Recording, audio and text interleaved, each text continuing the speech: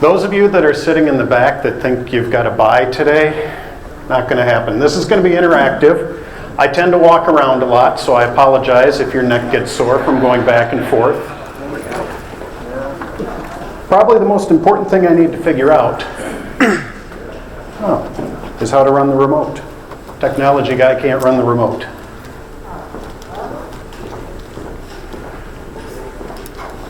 There we go. If you hold it the right side up, it works better. So the first thing I need to know is something about you. And since we don't have a ton of people in here, this isn't going to take all that long. What I want you to do is, if you use email, stand up. Personal or work. Okay, that's pretty much. Now, if you use Facebook, sit down. Okay. If you use Twitter, sit down. All right, everybody sit down. So we'll do this the other way now. How many of you use email for work? Stand up. There we go. Okay, you can sit down again. You didn't know this was going to be calisthenics, did you? How many of you are supervisors? I'm in the management track. That should be a relatively easy question to answer. Okay, you can sit down. Now, I talked about calisthenics, and part of that is talking about who I am.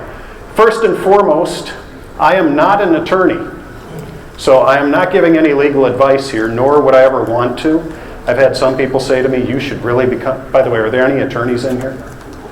Okay, I've had people say to me, you should become an attorney, and I say to them, no.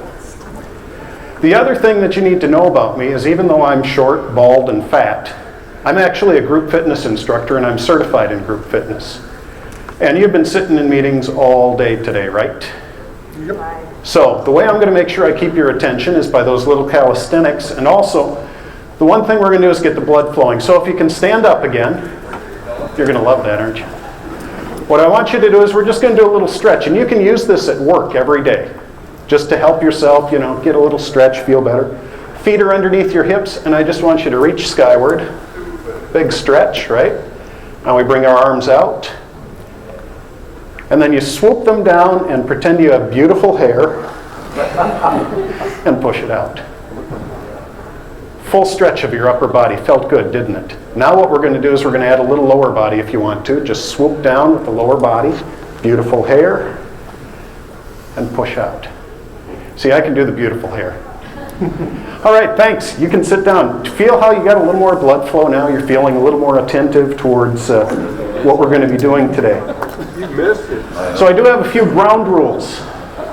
The biggest thing is we're going to be informal. If you have a question about anything that I'm saying, I want you to raise your hand, throw something at me, preferably not liquid. I like to keep the shirt nice. And just ask them whenever you have them. Raise your hand if you have any questions. Any questions yet? No one's going to ask me what the fastest land speed animal is? So, can anyone describe to me what ethics are?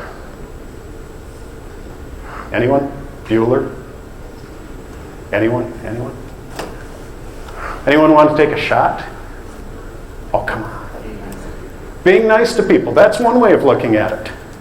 If you look it up, ethics are the rules of conduct recognized in respect to a particular class of human actions or a particular group, culture, etc. Okay, well, yeah, that's nice and all, but you know what I take out of this? One word. Rules. That's all ethics are, is rules. Whether they're made up by a religion, whether they're made up by a community, ethics are a set of rules. So,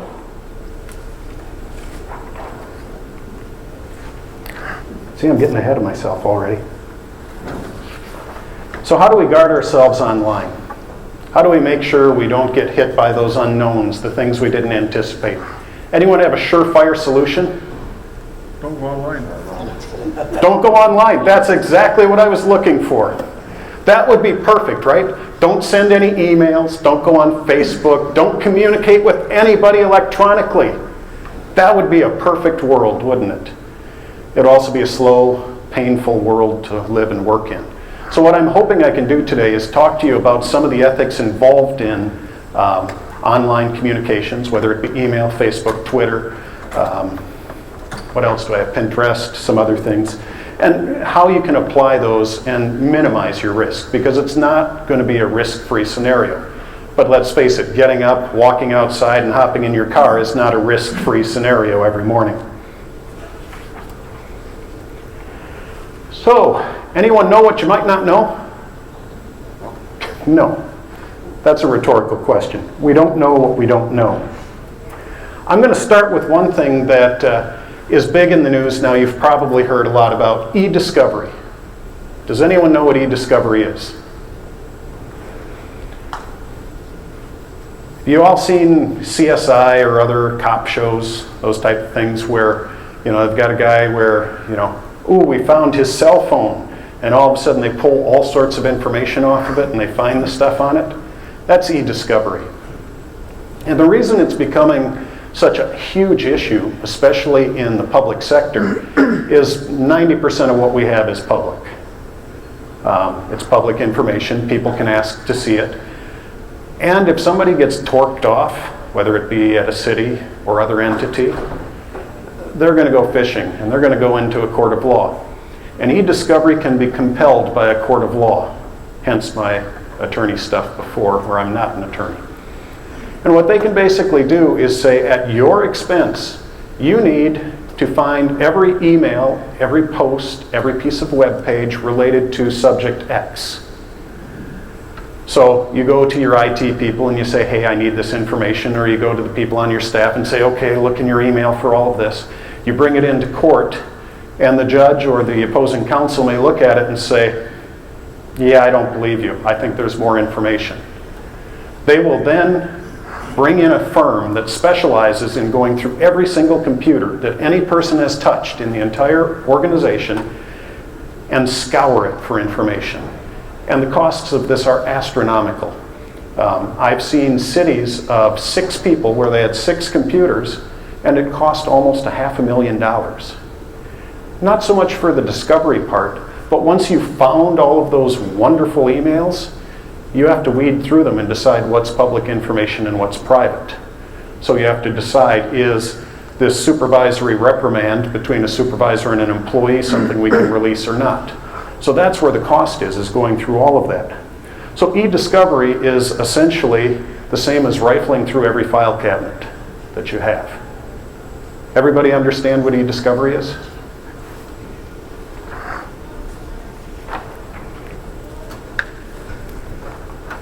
So, how about the scary part of Ediscovery?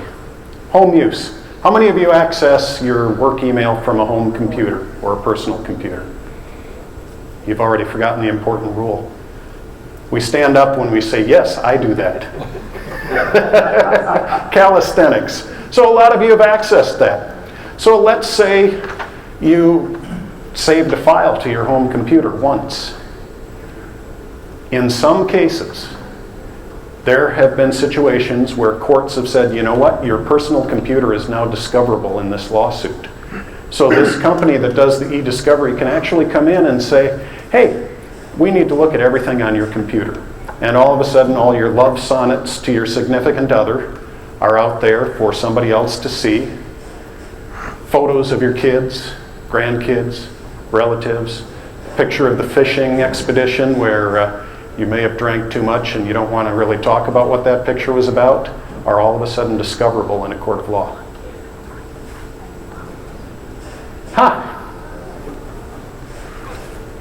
Plug in or find another power source.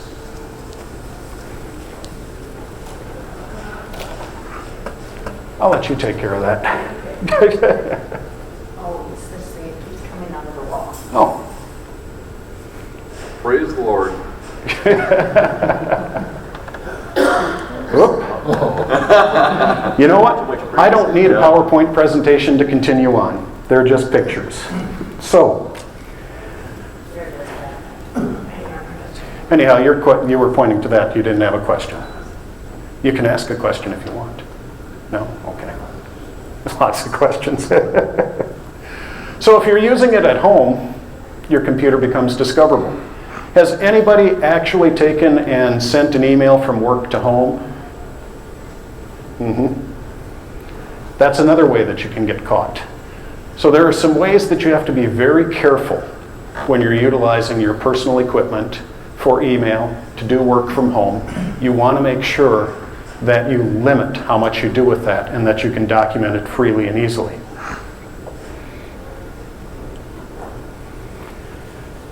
Have you used a personal email to do work business? How about have you used work email to do personal business? I like a lot of shaking of the nose there. That's good. One of the things that I have done in the 20 years I've been in the technology industry is made sure that I always have a personal email account that is exactly for that personal stuff. I don't need to be sending, love sonnets to my significant other on my work email. Unless, of course, I think I've got the best relationship in the world and I have no problems with anybody seeing it. The other thing to understand about your work email is technically it's the property of your employer, if your employer tells you that. It's very easy for them to say, anything that you do here, we can use in any way we choose. Questions on personal use of email? How many of you supervise hourly employees? Do they have email? If they do they have the ability to check it from home? You may want to check with HR if they have the ability to check from home, because technically if they're checking email from home, they're supposed to be on the clock. How's that for a scary thought? So, permanent records. Anything you do in email can be considered a public record if you're doing it with a public entity. And the one thing that you need to know about geeks like me is we like to be the heroes. We like to be the ones that when you say, oh my goodness, I deleted an email that I created 2 years ago, it was in my sent items, I need it back absolutely positively, is there anything you can do? And we're thrilled and gung-ho to go back and find that backup tape with it and get it and restore it for you. I don't recommend saving things too long, because geeks like me will try and keep things even longer. And when you get into Ediscovery, you can have them actually looking at backups that go years and years back, because you have the friendly, geek guy that says, hey, I want to save everything and be the hero.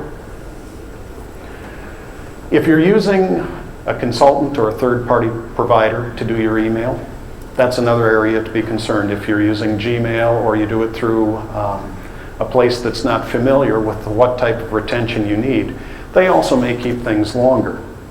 The other thing to worry about is they may also charge you if there's any discovery that's needed. In other words, if they have to go back and look for something as compelled by a court case, they may have to go back and restore that for you. And the thing about private corporations is they love to make money. And what a great way to make money by, getting somebody in a time of need. And that's even more so with social media, where things are going to be more permanent. But we're going to get to that a little bit later on in the presentation. Questions so far? No, you're all thinking about dinner, right? Things that you may not know, again, you may. So, how many of you know if your city, organization, whomever you work for, has a document retention policy or a records retention schedule? Hands? How many of you have no clue what I'm talking about? That's okay if you say that. Essentially, I can talk from a city standpoint. I work for the League of Minnesota Cities, but most cities pretty much have a document or record retention schedule which says exactly how long things need to be kept.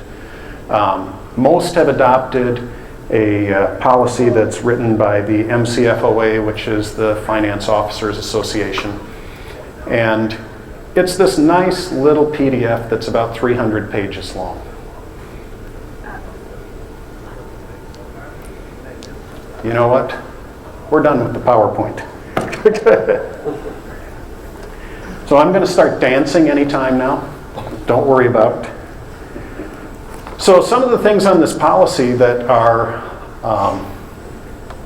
important to note as it relates to electronic media. Email.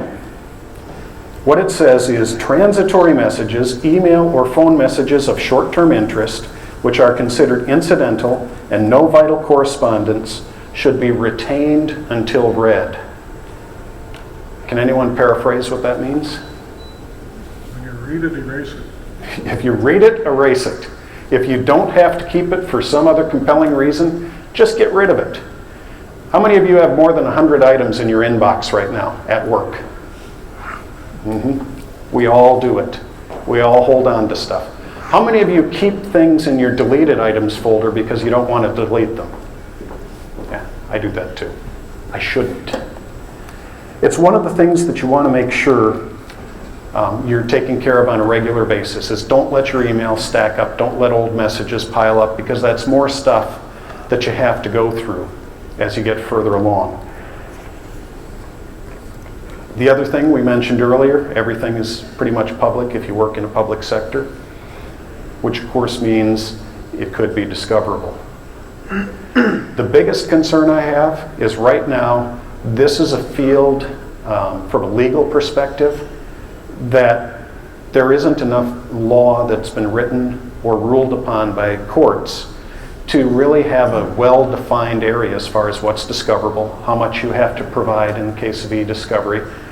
So the best thing to do is to make sure you're following a records retention schedule so that when somebody says, hey, I want all email in regards to this matter, you can say, well, most of that was transitory messages, and per our policy, they were deleted as soon as the person read them.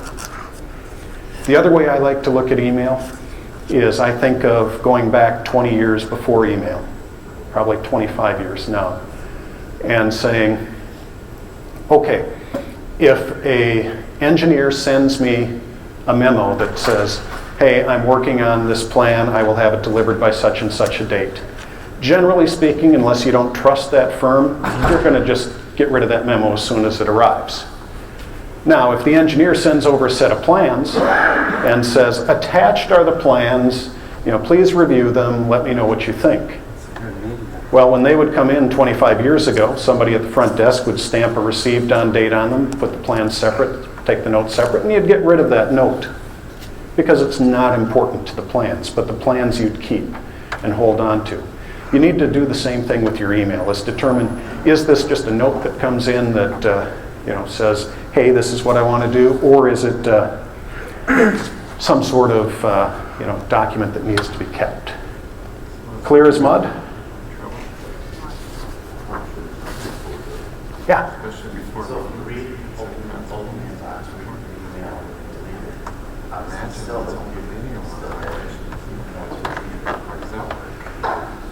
Good question. If you read an email, delete it, it's still on the computer. That's a it depends scenario. It depends on how your system is set up.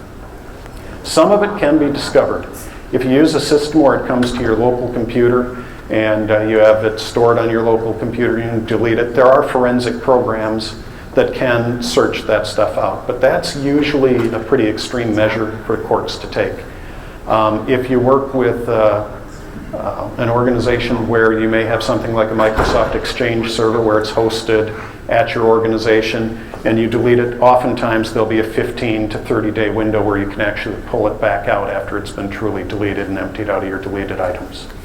At the League, we have it set up that way, so if you delete it and empty your deleted items after 30 days, you can still pull it back out and see it. Plus, there are backup tapes, which go back about a year for us. Like USB, put on USB.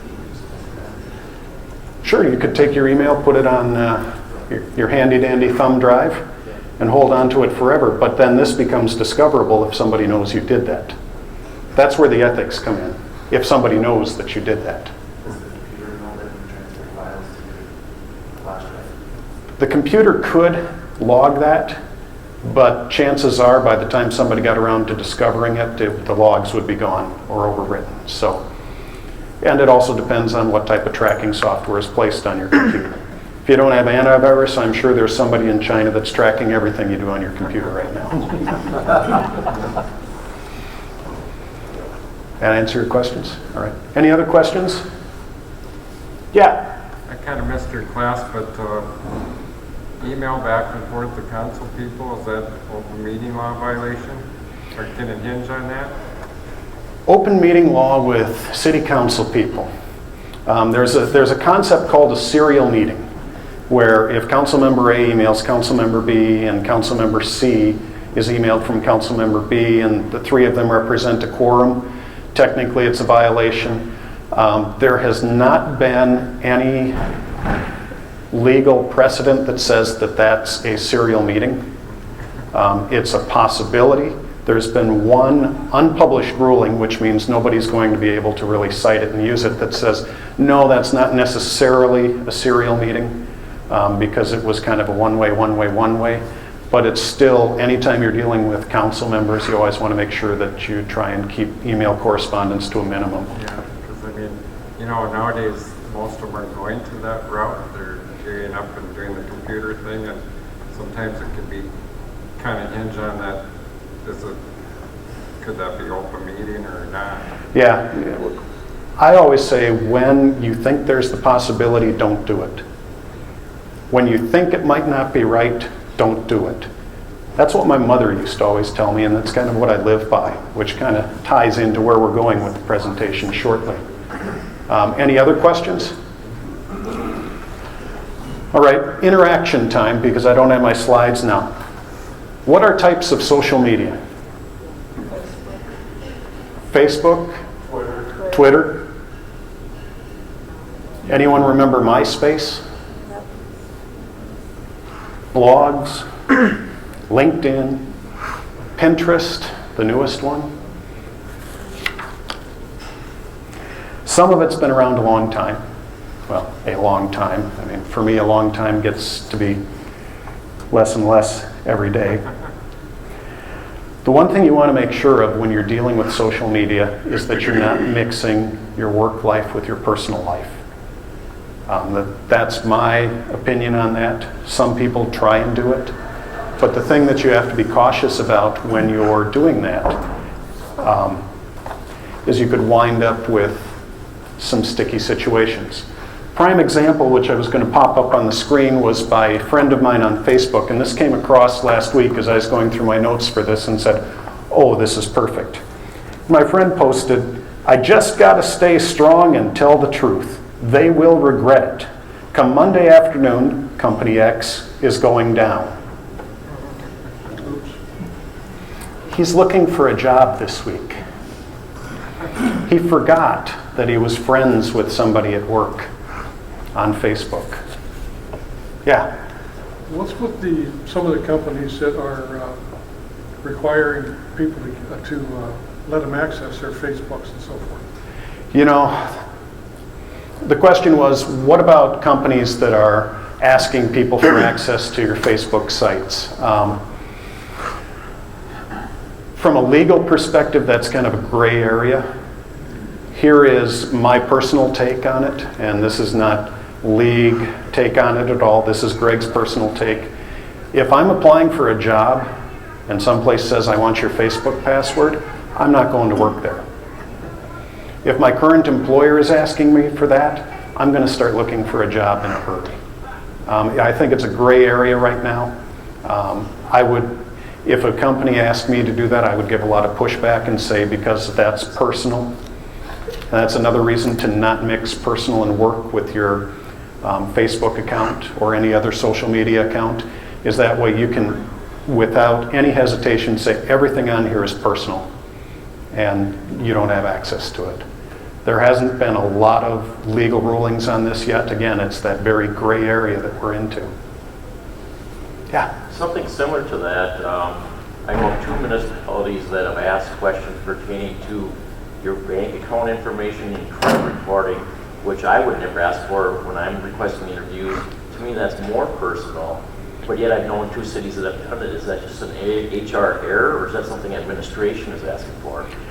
You know, the question is he's heard of some municipalities requiring people to give bank account information and credit check information. Generally speaking, cities are allowed and this is not legal again, I'm not an attorney, are allowed to do background checks. To the extent that they can do background checks, I don't know about bank account information. That's something that if you want, I can get your information and have somebody from our HR department respond to you. But I'll be honest, I don't know. They can do a credit check on you though, can't they? They can absolutely do a credit check. Anybody can do a credit check. Right. But they, I don't know about asking about bank account information. That to me would be something I don't think they could, but we can verify. Thank you. Other questions? So, does everyone notice the liability in this example here? When you post something on Facebook or other social media sites, if you happen to have coworkers on there that also happen to be your friends, it can get a little sticky. So, I use the method that my mom taught me when I was a little kid. Stop, look, listen, then I post. It's just like going to a railroad track. You stop, you make sure it's safe to cross, you listen, and you go, okay. In this case, I stop, I read before posting what I posted, I look at it, and then I listen to that inner voice in my head, which is my mother saying, do you really want the whole world to know that? And if the answer is yes, then I post. If the answer is I don't know or no, then I just hit the backspace button and make sure I stay as far away from the enter key so I don't do something really stupid. Yeah? I had a post on Facebook about an old farmer that dug up a cemetery that he'd been farming for 50 years. And there was some comments made on it that he should go to jail, that kind of stuff. And I agreed with it, so I pushed the like button. The next day the mayor got a hold of me and told me, he says, you know, you keep messing with that Facebook, you can lose your job. I said, why is that? He says, because you're actually agreeing with this. And I says, it's my opinion. I do think he should go to jail for tearing up a cemetery. Here's the sticky area with a situation like that. It's basically a reprimand for liking something on Facebook. If you are in some way representing your employer on Facebook and you make note that you're representing your employer, they have more grounds for that type of a threat. If you are a person doing that, I think there's less grounds there, but that again is something that I'm not a legal expert on. I'm not an HR expert. Well, see, we come from a little town of 400 people, so everybody knows everybody, and anything I do represents the city because I'm the city employee. So, you know, I guess once you become a city employee, you don't have a personal life anymore because you're actually reprimanding the city regardless of whatever you do. And so, I mean, where does the line draw? That's the problem that we're facing right now, that it's a gray area in social media. And that's another one that if you'd like, come see me afterwards and I can get you in touch with our HR group and they'd be happy to, you know, talk to you about that. But I believe that's not something that they can really do if you're not acting like a representative of the city. I mean, I've got my own personal Facebook account. That's who I liked it under. I didn't write or like it under the city or anything. So, in theory, in perfect theory, that should not be an issue. But we all know that theory and reality of life as you live in smaller towns. I've lived in smaller towns in my life too, and I was a very public figure in a small town. I lived in Worthington and worked at the radio station there. So I basically there would be letters written to the station from people in town when I would go to the local bar and have a beverage. Yeah, that's what I mean. So there's not a perfect answer to that. So as long as we're talking ethics, I've got some questions that I'm going to take a poll for each time here. And the first one is it okay for a supervisor to be a friend with a subordinate on Facebook? How many think yes? How many say no? You've hit the gray area. I supervise 5 people. I'm only friends with one of them on Facebook. And the only reason I'm friends with him on Facebook is because he and I were friends before I became his supervisor. It's a tough area. Anyone see the positives to being friends?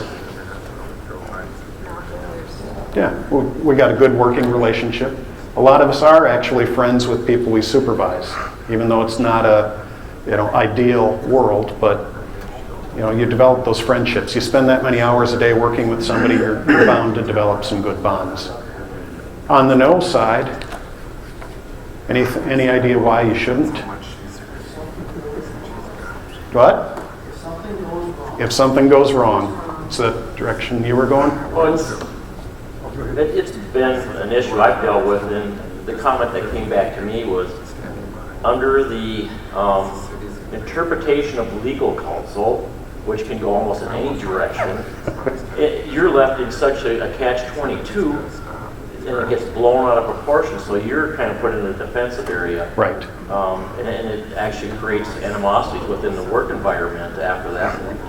Mm-hmm. Was that similar to where you were going? It can run into uncomfortability for both parties on just somebody's misinterpretation of something. Right.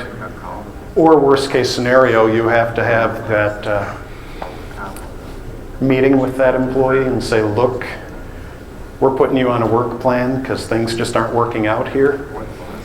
That gets to be tough and a scary area to go. So I strongly advise that before you become friends with subordinates or managers on Facebook, that you really evaluate why you want to do that. Especially since most of us see our coworkers on a daily basis, and for me, Facebook is a way to keep in touch with old friends. Any other questions or thoughts on that? Let's take it a little differently. Is it wise to be friends with coworkers, just coworkers, on Facebook or LinkedIn? No. How many no's? How many yeses? It's kind of the same scenario. How much you trust your friends? Depends on how much you trust your friends and whether or not something could happen at your place of employment. If suddenly your friend is dismissed for cause, it could create some bad water between you because you've got the Facebook posts of the person railing against the company that just wronged them or did them wrong. And I forgot to add LinkedIn on the supervisor. LinkedIn's more professional, and I think of Facebook as being social. There you go. Difference between LinkedIn and Facebook. LinkedIn tends to be more professional. One thing I was going to ask is, being a friend or a link with somebody on LinkedIn who's your subordinate, good idea or not? I usually shy away from that from an ethics perspective. Yeah. Question, what do you mean LinkedIn? LinkedIn is another social media site that is a way, it's designed more for professionals.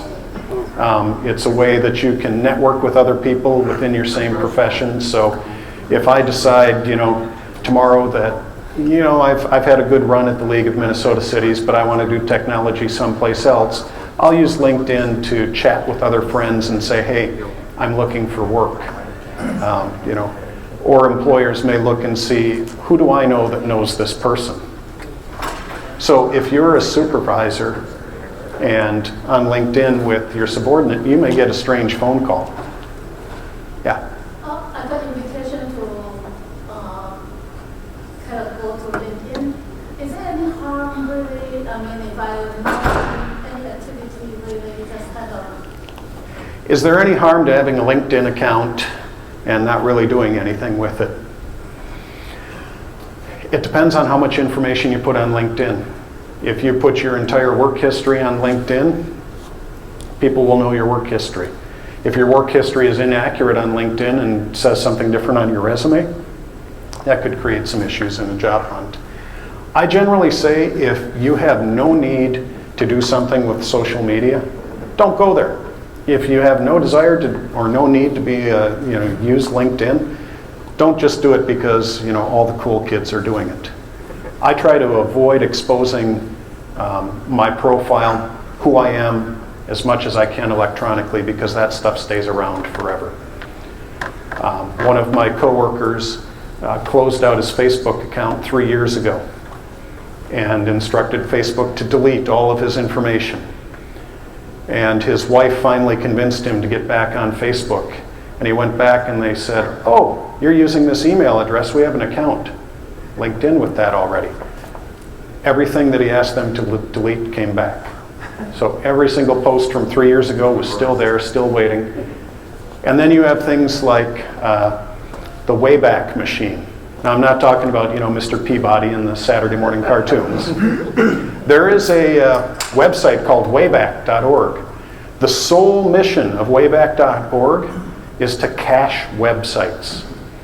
I worked for a company called QI International back in 1996. Their website, even though the company is now gone, is still online on the Wayback Machine. Everything that was there is there. 1996 was a few years ago. We hardly knew what the internet was then. So is it wise to be friends with coworkers on LinkedIn? Maybe, maybe not. LinkedIn, I'm a little more apt to be friends with coworkers because these are the people that may be tapped to evaluate my performance. Or I may use them as a reference. But generally speaking, if you look me up on LinkedIn, you'll find out I have about 30 connections, 40 connections. I don't use it that heavily. Is it rude to not respond when you get invitation constantly? Is it rude to not respond? Something like that. Is it? That's a personal decision that you have to make. It depends. Sometimes you be friend, but you're not sorry. Thank you. One of my former coworkers, I tried to get together on Facebook with him, and he just sent me an email back that politely said, I prefer not to communicate via Facebook. I'd rather communicate via email or pick up the phone and give me a call. I thought that was a very professional way to bow out of saying, instead of just saying, I'm not going to be your friend, it was just saying, hey, I'm not using Facebook, but I still want to keep in touch.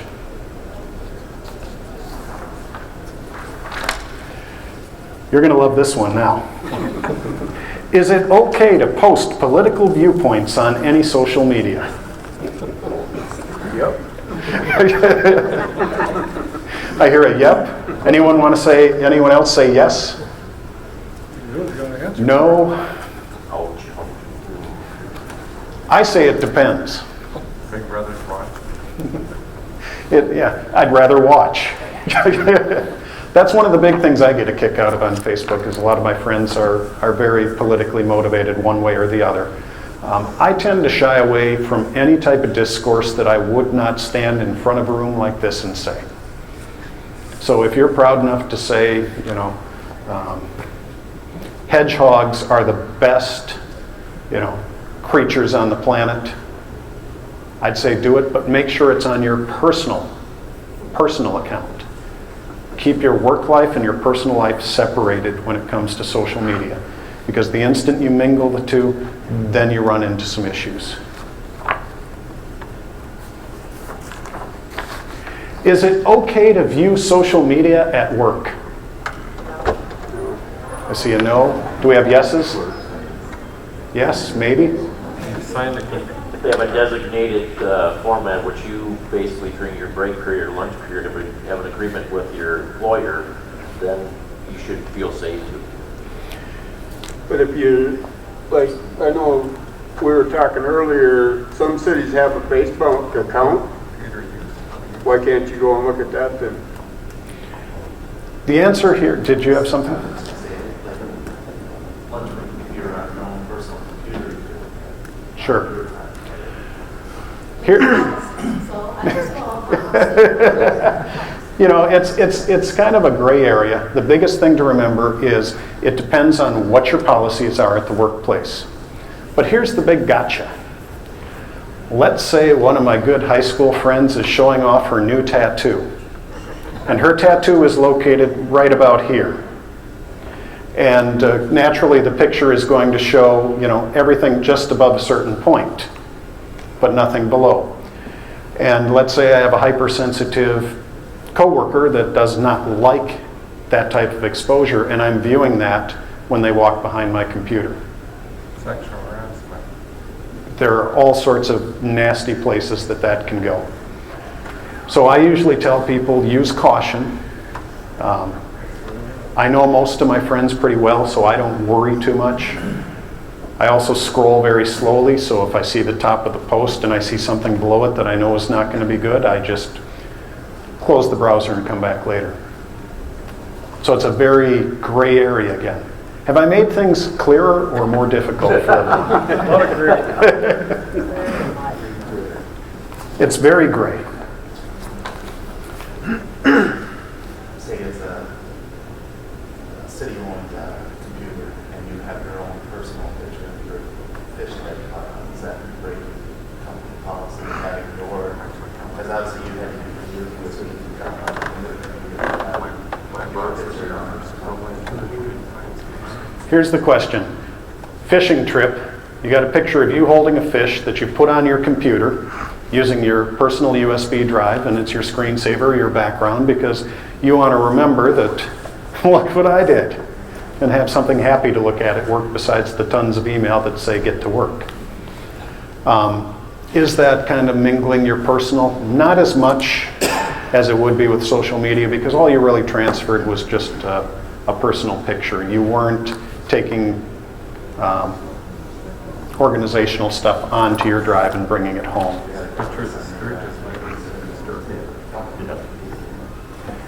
If you have a virus, that's a whole different scenario. Then I don't even want to talk to you. But that's the other thing to check, is if your policy does allow you to do things like that before you go ahead and do it. Yeah? I'm going to go just the opposite way. Say I design a whole bunch of spreadsheets to do various processes, nothing confidential, nothing proprietary, nothing like that. Is it okay for me to make a backup to a personal drive and then take that home with me like James Jones? Oh man, beautiful gray area. Did everybody hear that? It depends on what the policy is of where you work. Generally speaking, if it is public information, if it's something that a member of the public could do a freedom of information request, there's not a lot of legal grounds for stopping that. I'm not going to say you can, but it's one of those things where if it's public information, it's public information. Doesn't matter what the format is. It's no different than going down to City Hall and saying, I want a copy of these plans. If you have them and they're public information, you have to produce them.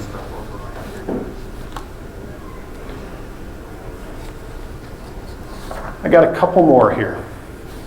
What types of photos are acceptable on social media? I'll give you a hint. No tattoos in a certain location. Smiley faces.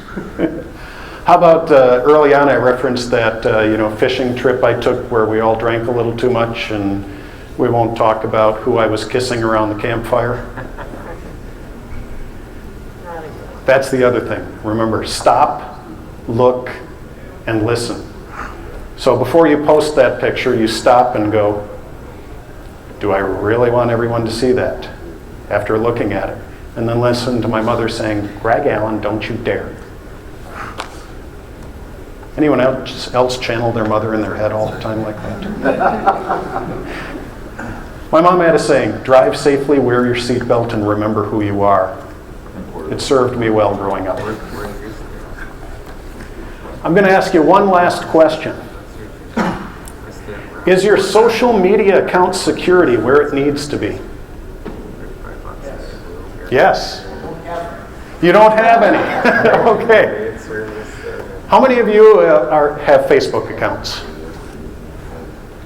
Have you ever looked at the privacy settings on your Facebook account? Yes? Good. There is an option where you can say, show me what my Facebook account looks like to so-and-so, or a different person, or somebody else, or somebody that doesn't know me, somebody that doesn't have my email address. If you go look at me on Facebook, you will get two things. You will get my name, and you will get a headshot of me from here on up with a winter hat on. That's all you'll see. That's the one thing that you have to do with your social media accounts, is look at them. I do it every 6 months because, let's face it, between Facebook, Twitter, and LinkedIn, they change their policies about that frequently. So you want to make sure that you're keeping everything secure and making sure that people can't see more than they need to. That way, people that you don't want to see things, they won't be able to see them. One last ethics question. If you have a non-work related blog, should you post about work? So if I have a blog on bringing out your inner geek, and it's not work related, should I be saying terrible things about the League of Minnesota Cities? No. More importantly, if you're asked to blog or write something on the internet for work, are you going to make sure you document that somebody asked you to do that? Yes. Yes. And are you going to say disparaging things about the hand that feeds you? No. No. This is a smart group. I'm liking this. Well, we've got about 3 minutes left, at least according to my clock. Questions? Yes? I just wanted to touch a little bit on the security of it. And one thing that people overlook a lot is check your passwords. Are they easy passwords? Can you guess them? Do you know them off the top of your head? And if you do, it's probably pretty easy for somebody else to figure that out. Anyone have spouses' names in their passwords? Don't raise your hands. I don't want to know. Kids' names, birth dates, addresses, zip codes. Does anyone know the difference between a password and a passphrase? Yes. Yes. What is it? Oh, maybe I don't. I mean, I use passphrases, but... Yeah, a password is all one word, strange characters and whatnot. A passphrase might be, my chair is comfortable, with spaces and an exclamation mark and a capital letter at the beginning. My chair is comfortable is more difficult to hack than capital A 6 3 2 B 5 4 3 6 whatever, because it's longer, it has spaces in it. So not only does a hacker have to determine what the words are in it, it has to determine where the spaces are. That'll secure your password a lot longer. Yeah? Our passphrases, just you can fill them in where the password goes. Yeah. Some sites support them, some don't. So if you try a new password with a passphrase and it doesn't work, then you have to go back to trying to be secure with a single word. Does the League of Minnesota Cities have an ethics packet that you can get hold of, talk to our employees and supervisors and what to say, what not to say? You know, do we have an ethics packet, the League of Minnesota Cities? We generally don't. Mainly because it's difficult to deal with every situation. We do have some great information on our website about policies, and that's my last slide that pretty much says www.lmc.org. We used to hand out a ton of paper at these things, and the problem is you'd have so much you wouldn't know what you needed. If you go to our website, there's a search box in the upper right-hand corner. That'll have the information there, or you can search there. If not, you can find my information. You can contact me. You can contact our research department. We're more than happy to help.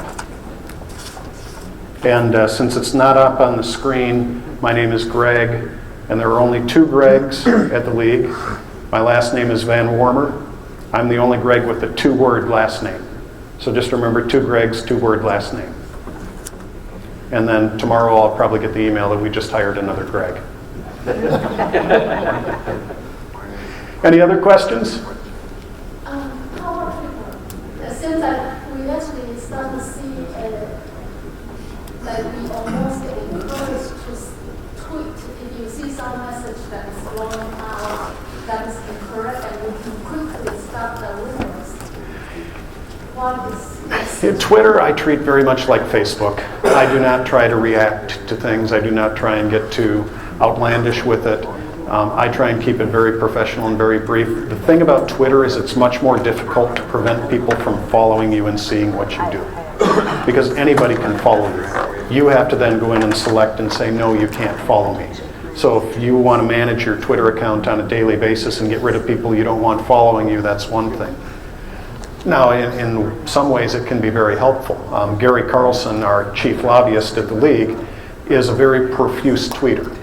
He's always tweeting, but it's always league-related information, and if the whole world saw what he put out there, he'd be happier. The more people that see what he posts, the happier he is, because he's trying to get points across about what we feel are good policy decisions. Other questions?